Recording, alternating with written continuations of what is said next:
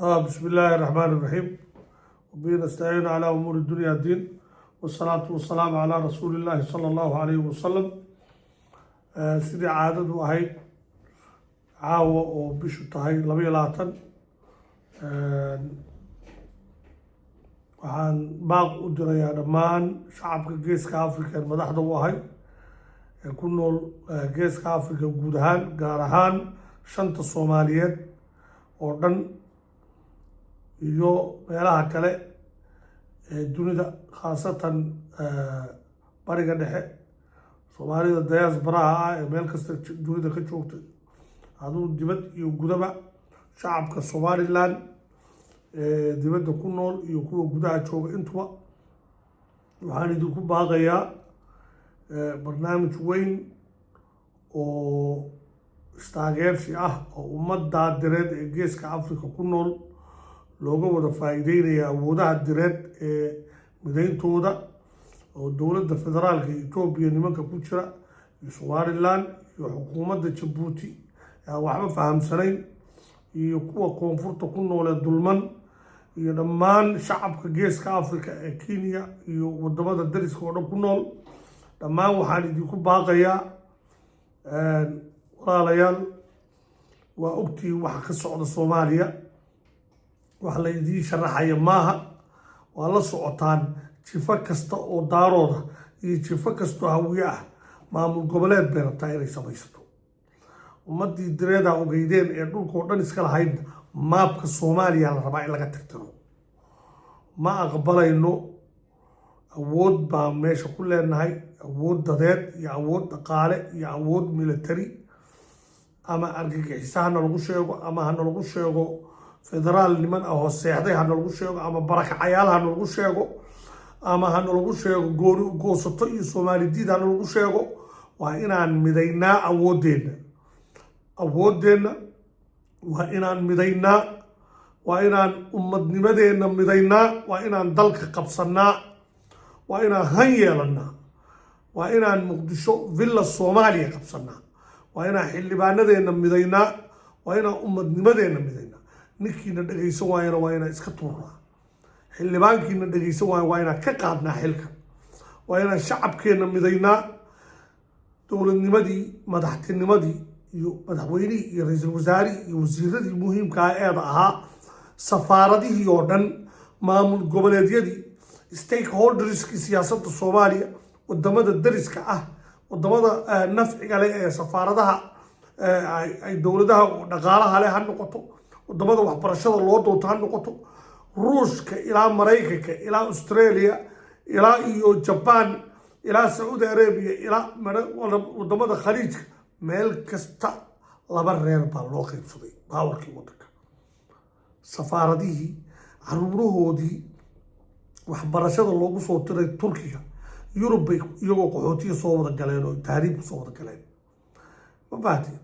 waxaan idin leeyahay waxaa cidlada lagaga tegay ee la boobayo ee dowladnimadii lagu saburinayo ee wax walba lagu samaynayo waa innaga caruurteennii waddanka gudihiisa waa ku shaqo la-yihiin waana ku waxbarasho la-yihiin waddanka dibaddiisa uma soo dhoofi karaan iyagana scholarship iyo shaqaale iyo training iyo ciidan iyo tababar iyo wax walbaa loo soo diraa allahuma somaliland keliya iyagu goonidooda waxooda dunida u weydiista waxaan idinka codsanaya wax aasoo xuquuqa inaga maqan caruurteennii baa magaalada muqdisho iyo magaalada kismaayo iyo magaalada marka iyo magaalada baydhabo iyo magaalada beledweyne iyo magaalada jawhar iyo puntland iyo galmudug kulli caruurteeni shaqana kuma haystaan waxbarasho kuma haystaan maamulkana kuma jiraan meel kasta way ka soo wacaan xaaladay iiga waramaan waxaan idin leeyahay waxaan aqbali karna maaha dowladnimada soomaaliyeed inaynu bannaanka ka joogno oo aynu ku dulmanaano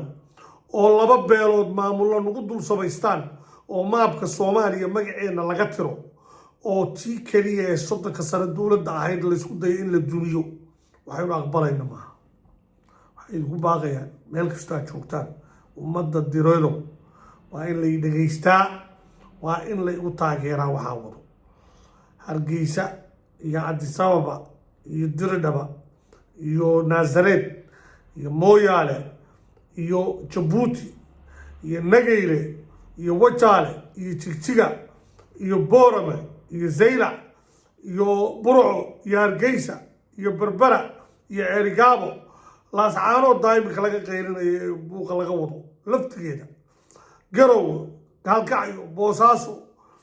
kulli magaalooyinka Soomaaliya oo dhan dir baa aasaastay iyagaana iskala degan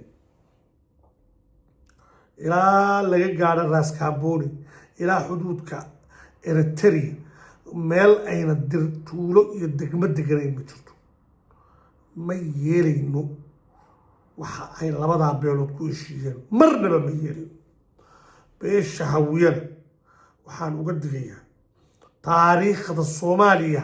meelay mareen baa la waayay haddayna joojiyeen waxa socda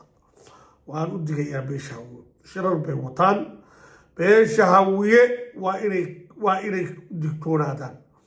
waxa ay wadaan fiqi iyo nimanka idaacadaha ka caytamaya Somaliland weerarka ku ah isaaq caayaya waxaa ogaataan taariikh baa noqon doontaan dulmiga aad taageeraysaan taariikh bay noqon doontaa haddaa jacdiidaa joojo waan ogahay inaan anagu dhowr qof uma xukumayno ummadan oo Soomaaliya laakiin waan u digayaa beesha hawiye waxaan leeyahay war xuquuqdayadii dowladnimada Soomaaliya oo dhan baa maqan idiin sabri mayna intaa ka badan ama dalka mindida daabkeeda inuu nin hawiyaha isagoo haya neefka la gowracayo in diri ayna qaadanin cad libaax qaadanin ma yeelin barri markaan mindida daabkeeda qabanno hawiyo waxaa dhigataan baa leedihi maanta Soomaaliya waxay u baahan tahay in la badbaadiyo siyaasaddii way ku fashilantay xukuumadda jirta qof kasta oo direed waxaan leeyahay wax tanaasul oo dambe aan u samaynayno qabiil kale oo Soomaaliyeed ma jirto xukunka federaalka Soomaaliya waa inaan qabsanaa